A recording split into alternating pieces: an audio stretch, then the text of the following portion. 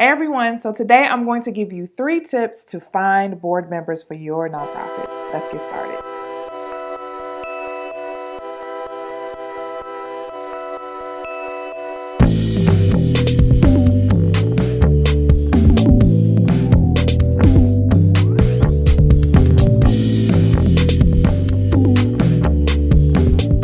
Hey everyone, this is Tiffany with Boss on a Budget. I help new and small nonprofits get up and running. If you need help with your nonprofit, subscribe to this channel because I drop a video every week. So today I'm going to talk about how do you find people who will serve on your board for your nonprofit. That's the question of the hour. A lot of people struggle with this, and so I just wanted to give 3 simple tips. But before I go into the tips, I always got to give you some caveats and give you some resources first. So first, be sure to check out the description box. I have a board recruitment toolbox that is especially designed for new and smaller nonprofits. So it provides some tools that you can use to help you really narrow down and figure out who you want on your board.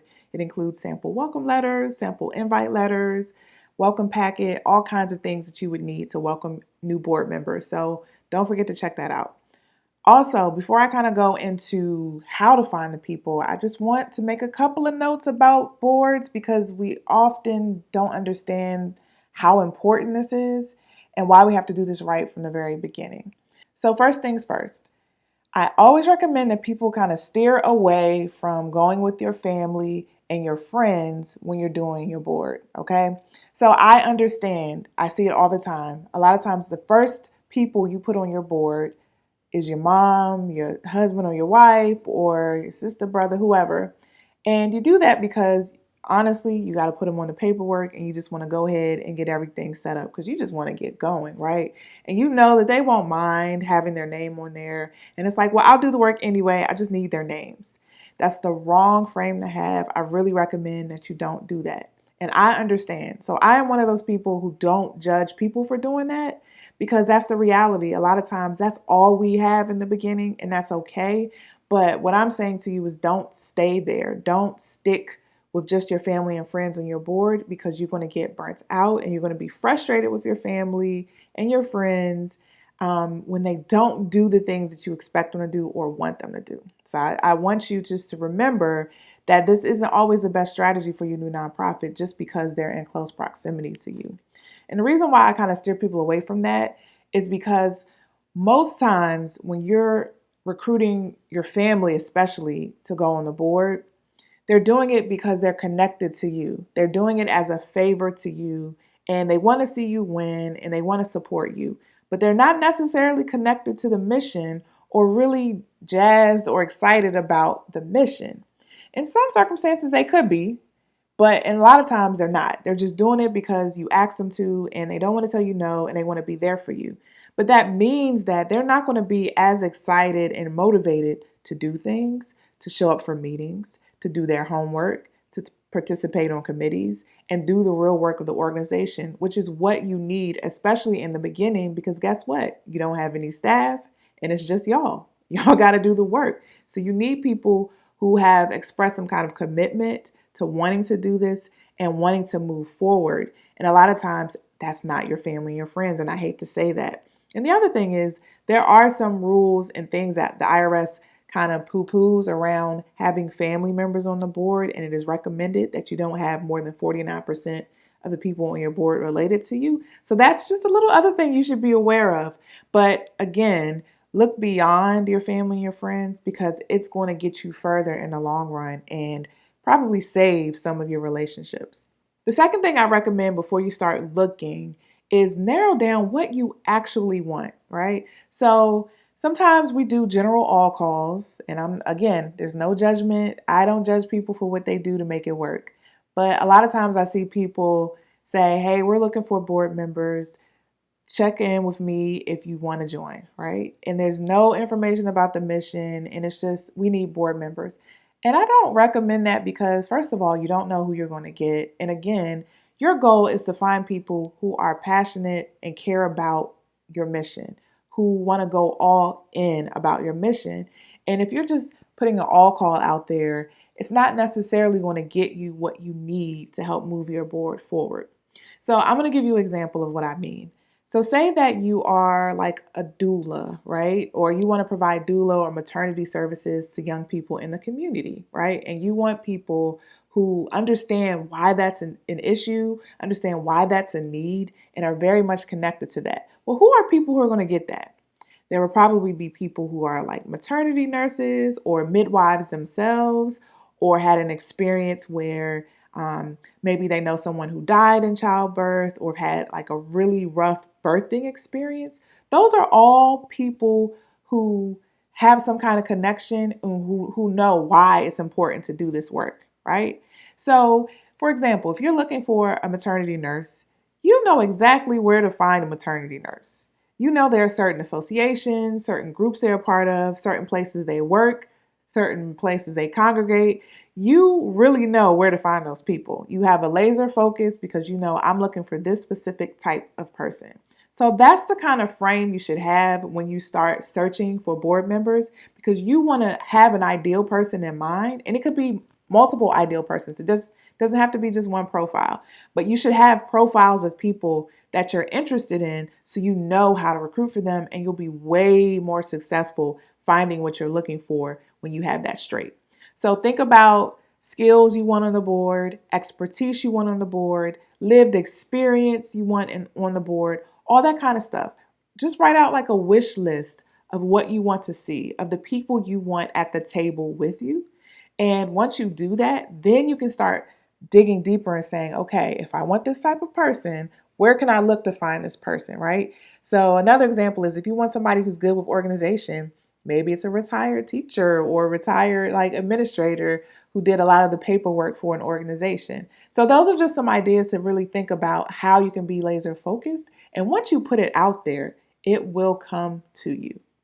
So my board recruitment toolbox does have a matrix that you can use to kind of outline what the skills, experiences, and all of that you want on your board and help you figure out how to go about it. So don't forget to check out the toolbox because that's a part of the resources in that box for you. Okay, so let's get into where can you find these people? Now that you know who you're looking for, what are some ways and places you can also look to find them? So, first place I will always recommend you start is in your own network, right? You have your own little network as a part of your organization.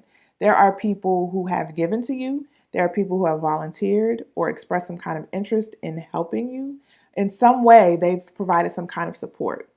And those people are really good to look at first because they have basically signaled to you that they're interested in your mission and they care in some way about your mission. And that's what you're looking for, right? So I would look at your past donors, look at your volunteers, and just put it out there to them and say, hey, would you be interested in doing this role or having this role as a board member of our organization? This is what we're looking for. And I recommend that you make it easy. So don't just say we're looking for board members, but don't tell them what you want, what you expect of them, or what you've been doing so far, and how they can benefit the organization and how the organization can benefit them. Like, make it easy for people to want to join you. Don't so make sure you're prepared as well to give them the information they need so they can make the right decision. But you always start with people who've given you a little bit already, because again, that's a signal that they are willing to do the work and be committed to your mission. The other thing is, even if they cannot serve as a board member, they can always connect you to people who might want to serve. So they can also be connectors for you and help kind of draw people in, draw more people in who you can then poll and vet and see if they would be interested in being a board member. I'm going to give a quick example of how this worked. I helped an organization find a board member. They rent spaces. So she came, she rented the spaces, she fell in love with the place. She said, I love this mission. I'm going to tell all of my friends. And then eventually we asked her, hey, if you're that vested in the mission, would you be interested in joining the board? And she did. So that's a perfect example of how you can kind of look and see who is supporting you and ask them to join.